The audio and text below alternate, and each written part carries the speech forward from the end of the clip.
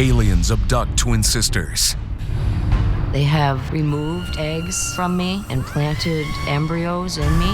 They're using my body to incubate the beginning stages of the hybrids. A tiny troll that lures its victims. This creature looked right at me. It just appeared to be friendly, but if you buy into the Pukwudgie myths, that's how they get you. They snap you up. A demon that threw a town into fear. The witnesses in those 2 nights in 1977 were students together at the same high school. They were coming back from a party when they saw something on the side of the road, something that doesn't resemble any animal that anybody has ever seen before. For the first time, one of those witnesses comes forward to share her story. When I looked into the eyes of the Dover demon, I felt like a terrifying connection with the eyes, that it was like looking right through me, right into my soul.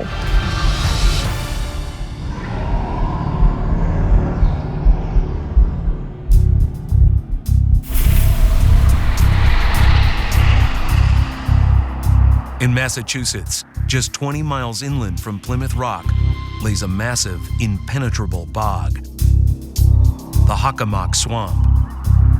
16,000 acres of marshland, defying attempts to build there, harboring mysteries. In the original Native American language, it means an evil, hellish place. Even the Native Americans told the first white settlers to be cautious in the swamp, that it is a very special, mysterious, and dangerous place. Not 500 yards from where we're sitting, that looks like primordial soup. So thick you can almost walk across the water, and you don't even have to be divine to do it, because the water's that thick and that soupy, and it's green and slimy. Just looking on that is scary. And for unlucky wanderers in the swamp, one particular fiend remains a vicious threat. The Pukwudgie, just saying their name around here, anybody who's familiar with the legend knows you're talking about a nasty little creature. According to Native American lore, Pukwudgies labor under a curse. They can't directly attack their prey. So, they've learned to entice them. Pukwudgie used to be a rather friendly little harmless creature, but at one point they became very upset with both man and the creator God. And since then, the Pukwudgies have been something to avoid. They seem to like to lure people deeper into the forest. Hey, come here and check this out. And then before you know it,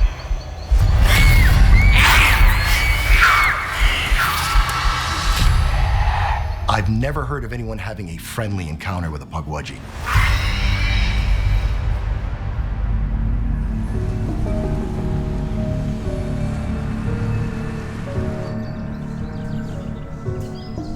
Retired ironworker Bill Russo lived in a home in Raynham, Massachusetts, built next to the Hockomock Swamp. He never believed the stories about dangerous creatures until he met one. I've heard many stories of bizarre happenings in this area. I can't confirm or deny any of that. I can only tell you what I saw one night after work.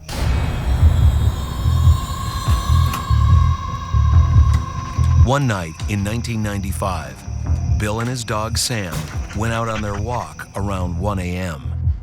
Sam and I were very close, and she was my best friend. That night, we cut through my backyard, and we went into the deep woods by the swamps. We never felt uneasy. We never thought anything was going to pop out of the bushes.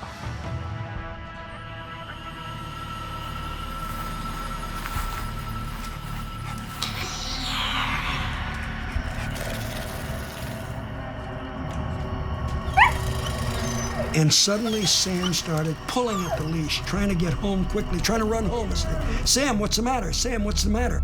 She just kind of cried, quivering. She was frightened. And Sam was not a dog that frightened easily. Something was scaring her. And then I began to hear something. It was faint at first. Here.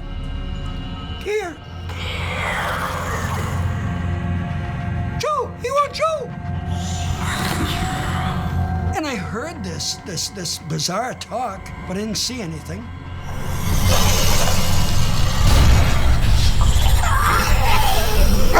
Just then, this 3 to 4 foot creature walked into the circle of light and just so confidently beckoned me, "Here, here." Looked right at me. I didn't know what it was. Possibilities started going through my mind. It's a kid dressed up for Halloween. And then I realized that's no toddler. This thing didn't look like a beaver, it didn't look like a muskrat, it didn't look like a fox, it didn't look like a bear. All of those things we've seen here in the Hockomock Swamp area, we've got those things. It was none of those things. Just appeared to be friendly, but if you buy into the Pukwudgie myths, that's how they get you. And then they snap you up. They are not little innocent little creatures that live side by side with the Native Americans in this area. They've become somewhat of a little monster, a little terror. The Pukwudgie are small, no more than 3 to 4 feet tall. But according to legend, their powers are impressive. They have a reputation of using balls of light to lead you further and further into the woods just to get you lost, or maybe to have some real nasty fun and make you walk off a cliff. Avoiding their enticements is the only way to survive an encounter with this trickster troll. I was scared.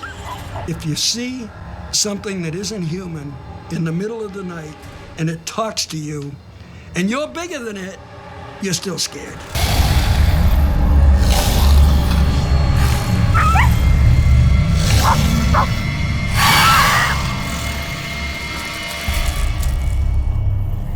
We just made a big circle around it, and we didn't look back. My father's never been one to be into like ghosts or anything like that, ever. So it was definitely a weird experience hearing him talk about this thing that he saw. He was pretty shooken up about it. When I get home after the encounter, made a big pot of coffee, kept that coffee company all night. One cup after another, reliving the whole thing. Should I have talked to it? Should I have gone up to it? What was it? What did it say?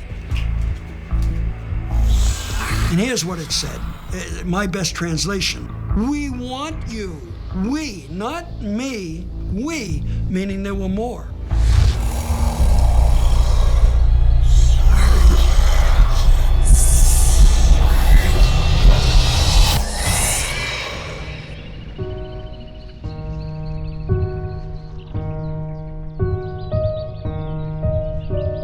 Bill has come to believe he narrowly avoided his own death that night. There is something out in that swamp. We live in an area that used to be all swamp, and it's being filled in, and at some point, they're going to shrink it down to nothing, and things are going to come out. And I'm not sure many people, even locals who hunt or fish, would really want to go venture in too far and find out exactly what is out there and why. Andrew Lake should know.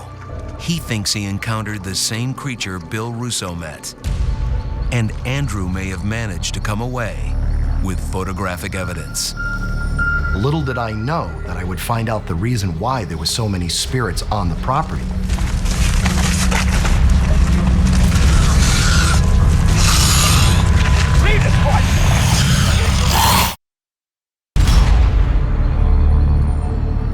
On a night in 2008, Andrew Lake joined a paranormal group exploring the Hockomock Swamp area for ghosts. It was the New England Ghost Project. They're one of the few groups that actually works with a psychic. Their psychic wanted to see if she could contact any of the Indian spirits that haunt the woods and so on and so forth. The search was coming up empty when things suddenly changed. While I was videotaping this, their psychic started thrashing about and acting like she was being attacked. Her thrashing was so violent, members of the team had to hold her down. Andrew caught the struggle on camera. What he didn't realize in all the confusion, something small and hidden was watching close by. When he was home later that night, Andrew reviewed the videotape. And during the struggle, hovering in the background, a strange face emerges. Just a simple little video camera, while someone was holding a flashlight, seems to have caught a little creature standing in the blueberry bushes. A freeze frame of that video, in my opinion, shows a tiny little creature that I wonder could be a Pukwudgie. Just a few frames of videotape, but a new clue that the legend about Pukwudgie in the Hockomock Swamp might not be just legend. It's a really unique area. There's nothing like it anywhere else in New England. There are no homes out there, and there never will be. It's too wet, it's too thick, it's too dense. And I think that's why people could believe there could be monsters out there. If the Hockomock Swamp seems strange, it's only one small part of a larger triangle-shaped territory, crowded with inexplicable phenomena and UFO sightings. The Bridgewater Triangle. The Bridgewater Triangle definitely has some kind of energy field. I don't know if it's a vortex or a portal for ETs and other interdimensional beings, but there's some reason that these things happen in a small area of New England. For Bridgewater locals and twin sisters Audrey and Debbie Hewins, daily life resides at an entirely different address than most of us will ever know.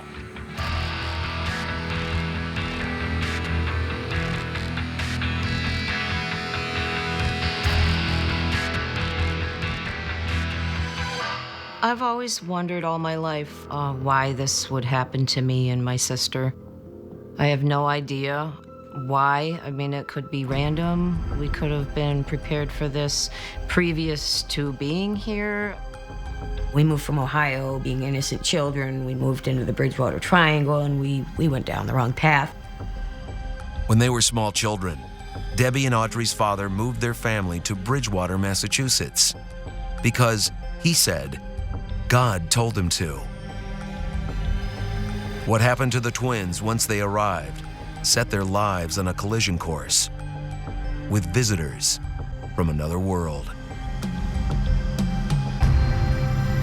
My sister and I shared a bedroom. I remember begging her, stay up, stay awake, they're gonna come. I thought this happened to everyone. But as we got older and we were able to communicate what was going on, we would be told that they're not real, they don't exist, it must be just a dream.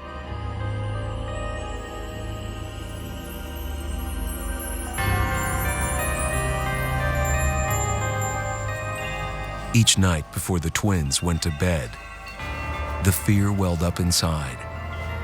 Fear of aliens from outer space.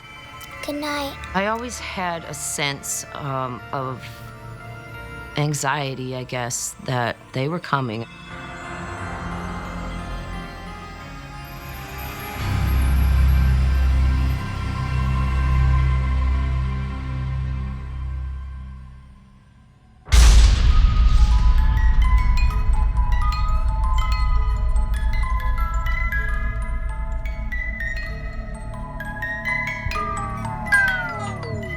And then I would start to hear this steady hum, and it kind of gets louder and softer, and it just keeps humming.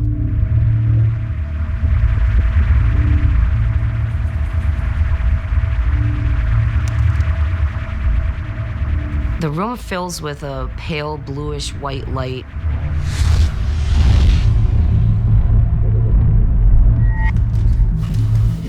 We'd see shadows coming as the light started to envelop the room, and we realized that it wasn't our parents.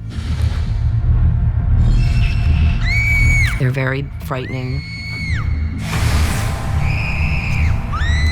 They would hit you with this vibrating paralysis.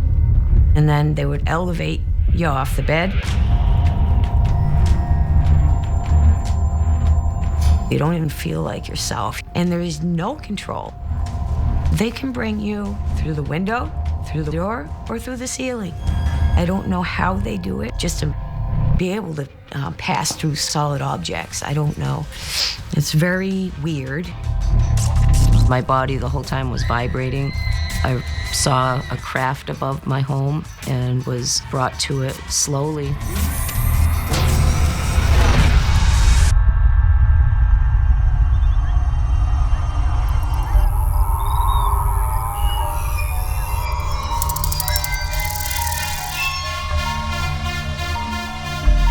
Each morning, the twins would be back in bed with blurred memories of their time at the hands of the aliens, but with flesh and blood evidence of the trauma they suffered. I could always see the physical toll it was taking on them. Every couple of months, they'd have some kind of new scrape or bang or cut or slice or mark. You look at them and you'd say, you know, I know your parents ain't doing this to you. What's going on?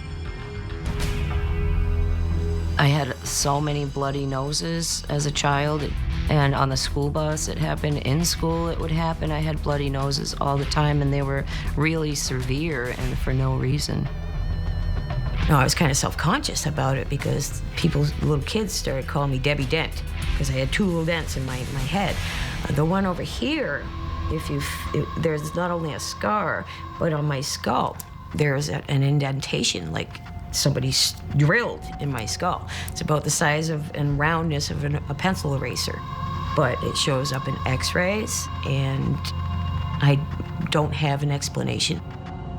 The twins had no way to prevent the nightly visits. Their friends had no idea how to help them. It is a helpless feeling when your friend comes to you and tells you these things are happening, and as a friend, you're powerless. You can love her, you can hug her, but you can't take it away. Their childhood encounters with the aliens were terrifying. As adults, it would get much worse. I actually woke up in the middle of the reproductive procedure. I've never been more scared. That was the worst thing that's ever happened to me.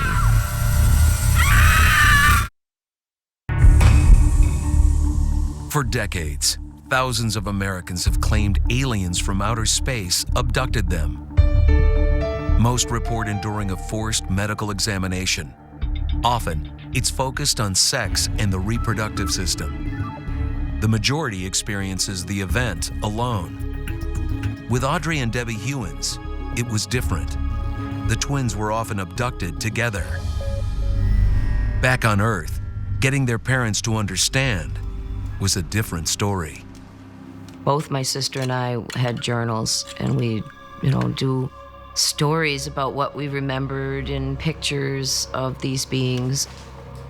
And, my mom found the journals one day and, oh, wow, they've got active imaginations. This is amazing. And she would read them and see the pictures. So my mom would go through my diary and see this and really wonder, what's wrong with my child? My father, when we talked about it, he was very scared. He's very grounded, he never wanted to talk about it. It was taboo.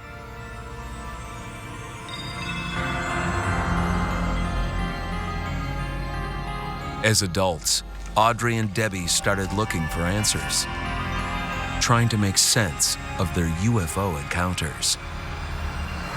Audrey and Debbie contacted me through my UFO website. They were afraid, they were frightened, and they were looking for help. What I was certain of right away was that there was more to these experiences than what they were consciously remembering, and it might be possible to unlock some memories of these events. Regression hypnosis is a really controversial procedure. It's used, for instance, in cases of trauma where trauma might cause some memories to be hidden. And under hypnosis, Debbie and Audrey relived the incredibly frightening, incredibly traumatic experiences that they had undergone during the time that they were abducted. For me, as somebody who was there to observe, this stuff was raw, it was real, it was coming from their memory, and it was absolutely frightening. Hypnosis clarified their traumatic memories, but the abductions continued and grew far more chilling. One night, when Debbie stayed over at Audrey's, the abduction turned violent. It's getting late. I think I'm gonna head off to bed. Yeah. Okay. Don't worry. I'll lock up. Thanks. When I went to bed that night in 2007, I had no idea what trauma I was going to go through.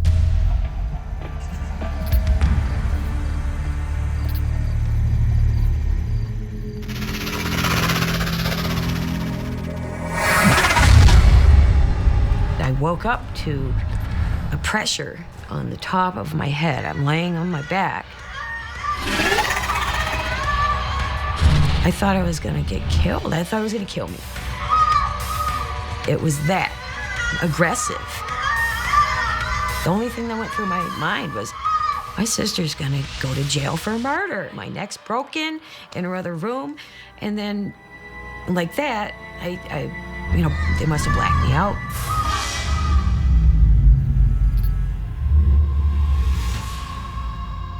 At the other end of the hallway, Debbie's sister Audrey felt something was wrong.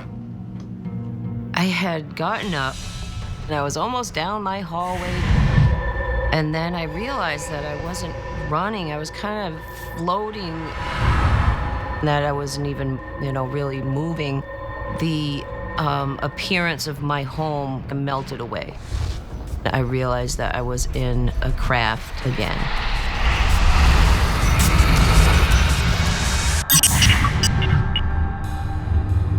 When I came through again, I was not in Audrey's room. My sister, she was there too. It was like a big screen we were behind. Debbie came in and they put her next to me behind the screen. I heard some noises. There was some light that went over us. They were doing some kind of X-ray or something. I don't know if people would be able to deal with remembering the whole entire procedure because it's traumatic. They can, make your heart stop. They can control our body movements. And soon, the twins would know what the aliens intended to do with their bodies. I could see a bunch of cylinders filled with liquid connected to machines with things suspended. And I looked down, and one appeared to be a gray human hybrid. It looked half and half. It was infant-sized. Artificial gestation chambers, that's what it was. At some point, the alien gestation program turned into their worst nightmare.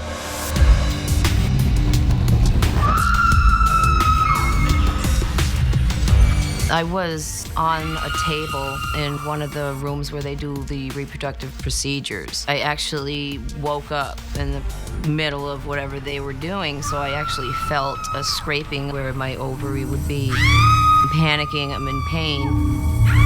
I've never been more scared. That was the worst thing that's ever happened to me.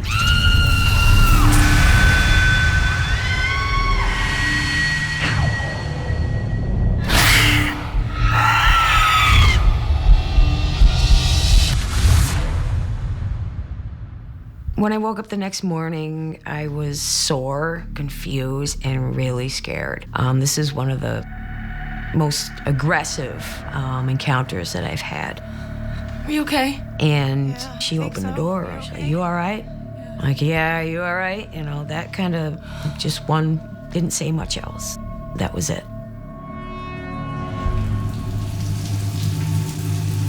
After that night, the twins knew they'd been turned into breeders for an alien race. They have removed eggs from me. They have implanted embryos in me. They've caused so much damage that doctors have said it's unexplained scarring. They can't figure out why. They're using my body to incubate the beginning stages of the hybrids. And years later, when she was abducted again, Audrey and one of those hybrids would finally meet.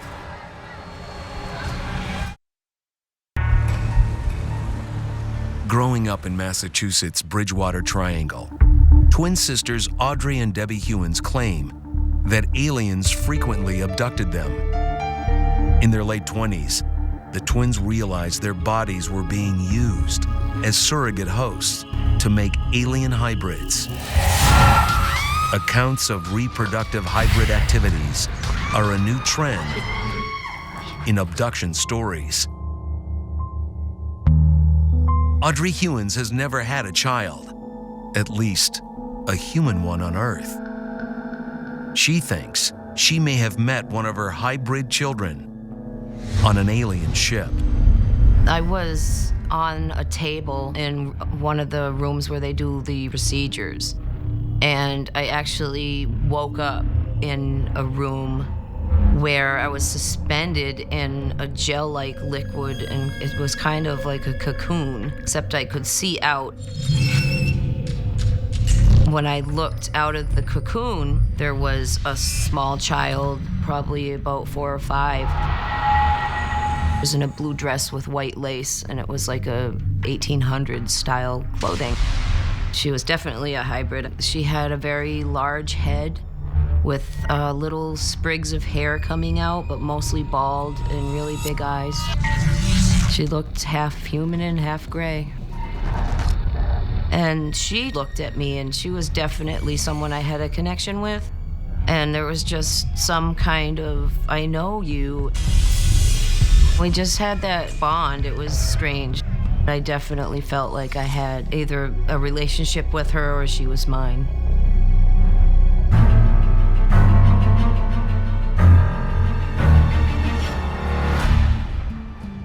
The twins maintain the alien gestation program continues, with thousands of humans serving as reproductive slaves.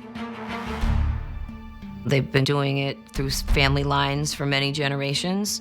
I don't know if they're creating a different human, if they're trying to make a new species, or if they're supplanting the human race, or just introduce their genes into our bloodlines. I don't know. I wish I had the answers. It gets pretty creepy. Over time, the twins have met hundreds of others who've suffered similar forms of extraterrestrial torture. And it's not just women, they're using men too. Except obviously not impregnating men, but removing the, the material that they need.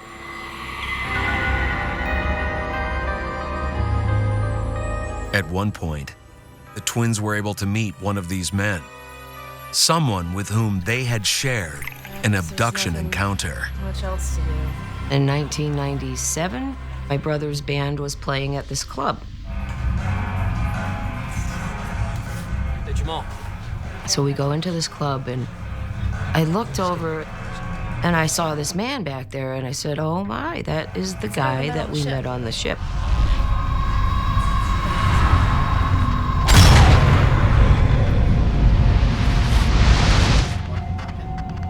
One time I was taken aboard by a gray, put into a room with my sister. We were both sitting in a small rounded room, and the door opened,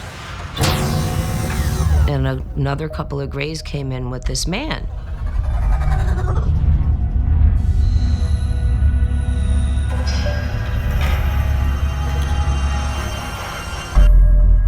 Are you okay? And it's all I can remember, and I never thought twice about it. I didn't know who he was. The man Audrey and Debbie recognized was Matt Moniz. A regular abductee, Matt lives just 22 miles from where Debbie and Audrey experienced their most intense alien abductions. I met Audrey and Debbie. I was brought to this, I'll call it a craft for lack of a better term. And I remember being brought through a doorway, And I remember talking to them and them talking to me. Are you okay? I think so. I just wish I knew what they were doing. That's the guy. Yeah, that is him. We need to go talk to him.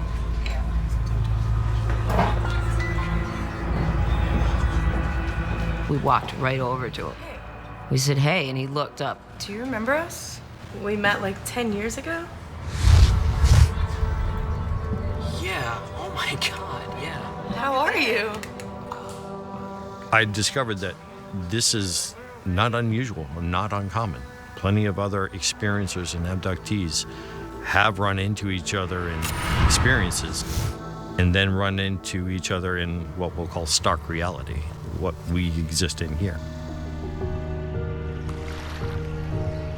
A hotspot for these sorts of experiences is the Bridgewater Triangle. I don't know if it's a vortex. I don't know if there's a base there, but there's some reason that these things happen in a small area of New England.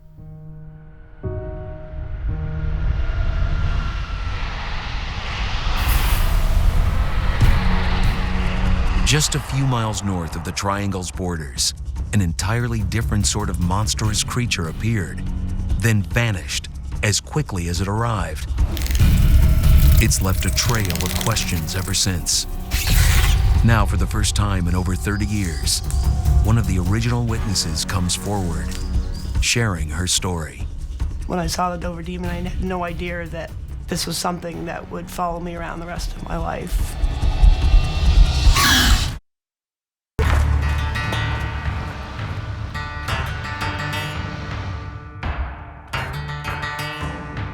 Just 20 miles outside of Boston, the sleepy town of Dover, Massachusetts.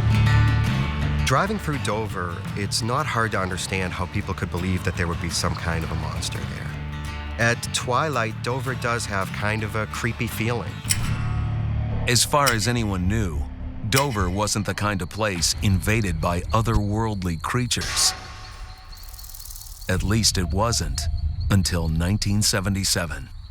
The nights of April 21st and April 22nd, 1977 were absolutely bizarre for the town of Dover. Nights the likes of which the town had never seen before and probably will never see again.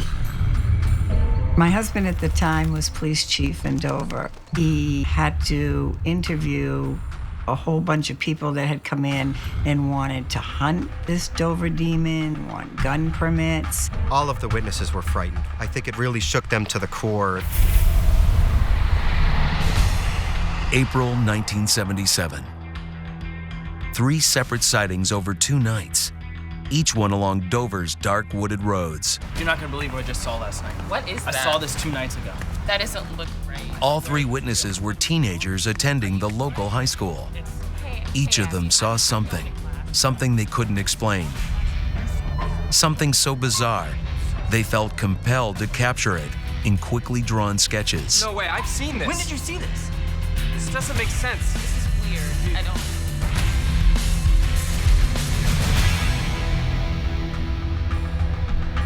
April 21st, 1977. An ordinary Thursday night. It was about 10:30 at night, and 17-year-old Bill Bartlett was with friends coming back from a party that they'd been to. They were driving down Farm Street when Bill Bartlett saw something on the side of the road. What he saw was something that doesn't resemble any animal that anybody has ever seen before. It was climbing along a broken down stretch of stone wall. And as he looked at it, it turned to look at him. He was absolutely terrified. Its head was about the same size as its body. It was really huge. It had no visible mouth, no nose, no ears, but it had 2 huge eyes, glowing orange. They were round, and Bill said they looked just like glass marbles. His friends were engaged in conversation. They didn't see it. He traveled down the road and stopped the car and told his friends what he had seen. Did you guys just see that? Dude, there was just something right there. His head was huge. Let's go check it out. Let's go back over there. They all wanted to go back and see if they could see it for themselves, so they turned around And they drove back to the place where he'd seen the thing. And they were too afraid to get out of the car. They didn't see it again. Dude, I'm getting out of here. He only saw it for about 6 seconds, but he later said, that moment when your eyes meet, that's something that you don't forget. If Bill Bartlett thought it might have been a mirage or a hallucination, by the next day in school, his doubts disappeared. No way, I've seen this. When did you see this? He learned that a classmate, John Baxter, was out that night as well, and less than a mile away, he too saw the monster. John Baxter had an encounter with what became known as the Dover Demon only a couple of hours after Bill Bartlett had had his encounter.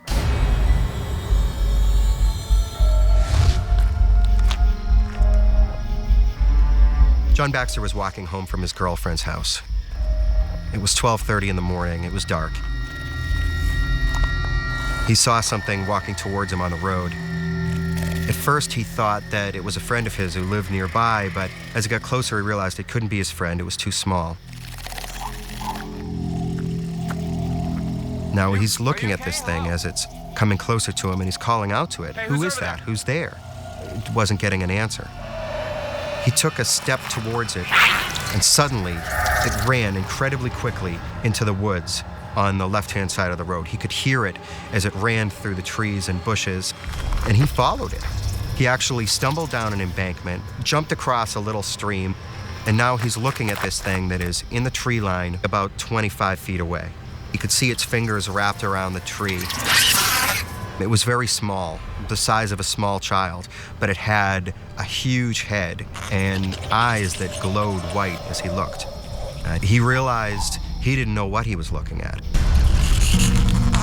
And then he starts to feel like this thing is ready to jump.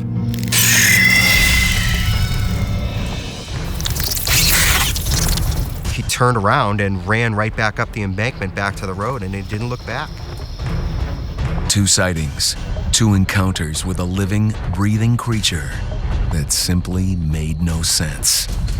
But this mystery wasn't over. One last Dover teenager would cross paths with the demon. When I looked into the eyes of the Dover demon, I felt like a terrifying connection. That it was like looking right through me, right into my soul.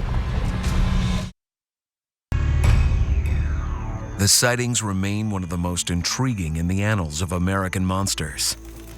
For 2 nights in April 1977, in sleepy Dover, Massachusetts, 3 residents had frightening encounters, one after the other, with a mysterious creature. John Baxter was the second resident to come face to face with the Dover demon. He became very frightened. What is this thing? He's thinking, what could this be? Maybe it's a monkey or... And then he starts to feel like this thing is ready to jump. This thing is maybe planning its next move. So he turned around and ran right back up the embankment back to the road, and he didn't look back. John Baxter ran home that night, not knowing that just hours before, and less than a mile away, a schoolmate, Bill Bartlett, had seen the same strange creature. And the demon's reign of terror wasn't done. Less than 24 hours later, 15-year-old Abby Brabham and her boyfriend were on one of Dover's wooded roads. Nearly 4 decades after that fateful night, she shares her story. I was just hanging out at my boyfriend's house. We were just watching a movie. It was about midnight when my boyfriend drove me home. We drove that road all the time. We were driving down the road. It was a clear night. It was not raining or anything. There's no doubt in my mind what I saw that night. I saw it out my window on the right-hand side by the edge of the road. What caught my attention first was the head and the eyes, because the eyes were actually looking right at me, kind of piercing at me, is what kind of scared me more than anything. To me, at first, it kind of looked like a monkey. It was crouched over in the road, but its head, which looked up at me, was like a big watermelon-type head. And the skin was kind of a different color skin. It was like a tannish skin, not like a hairy animal.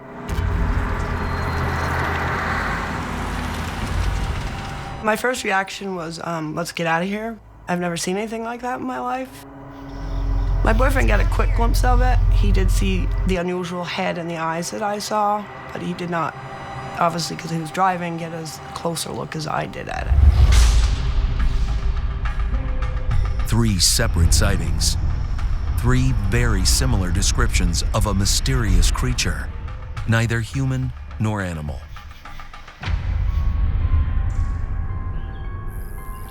Once word leaked out, the tiny New England town went wild with speculation and fear. There was a lot of hysteria in the town for a little while there. People were like thinking they were gonna go kill it. The town's hysteria was enhanced when Bill Bartlett, John Baxter, and Abby Brabham each drew pictures of the creature they saw. No way, I've seen this. When did you see this? We'd all looked at each other's pictures, and that's when I was like, wow, that's what I saw. There were suggestions that this thing was maybe a deliberate hoax, that the descriptions of it were influenced by the descriptions of the creature Gollum in the book Lord of the Rings. A lot of people thought we all maybe had gotten together and made this up, which was not true. My husband said that the kids were good kids. They never got into trouble in the town where the police department was involved with them or anything. No doubt in my mind what I saw that night. I'll probably go to my grave knowing that I saw something different, and I'm not sure what it is, but it was definitely a creature that was not normal. The Dover demon case remains one of the most mysterious of the past 50 years. A classic cryptid tale. 3 separate encounters, each witness left profoundly disturbed. An entire town looking for answers ever since. In my heart, I believe there was something. It keeps rearing its head. The first sighting was in '77, and we're still talking about it. They could never prove there was a Dover demon, but they could never disprove it either. There's definitely forces out there that are watching us and that are not of this earth. There's something out there. I don't know from where, and I'm not sure what it is, but there definitely is something out there.